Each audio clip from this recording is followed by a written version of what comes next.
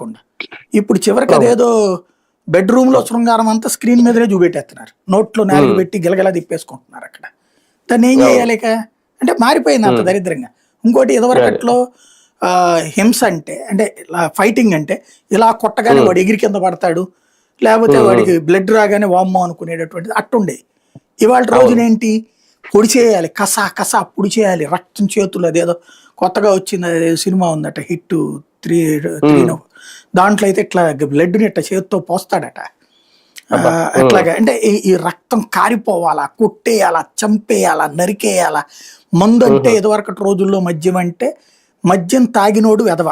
అప్పట్లో ఆ హీరో ముందు మందుకు అలవాటు పడి, అంటే ఫస్ట్ విలాసాలకు అలవాటు పడి దాంతో మందుకు బానిసయ్యి అమ్మాయిల పట్ల దుర్మార్గంగా ప్రవర్తించి, అప్పుడు ఏదో భారీ దుర్మార్గంగా కూడా ఒక అమ్మాయి పట్ల ఇగోతో ఏదో చేస్తాడు, అమ్మాయికి కొద్దిగా ఇబ్బంది అవుతుంది, దాంతో చివరికి అందరూ కలిసి వాడిని మార్చే ప్రయత్నం చేస్తారు, చివరికి వాడు మారతాడు.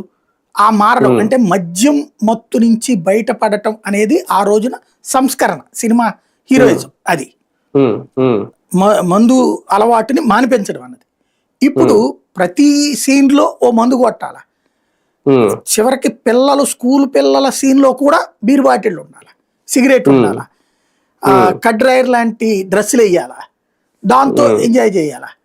దానికి తోడు ఈ మర్డర్లు, మానభంగాలు ఇవైతే ఇక వెచ్చలు పెడతాను. అంటే ఈనాటి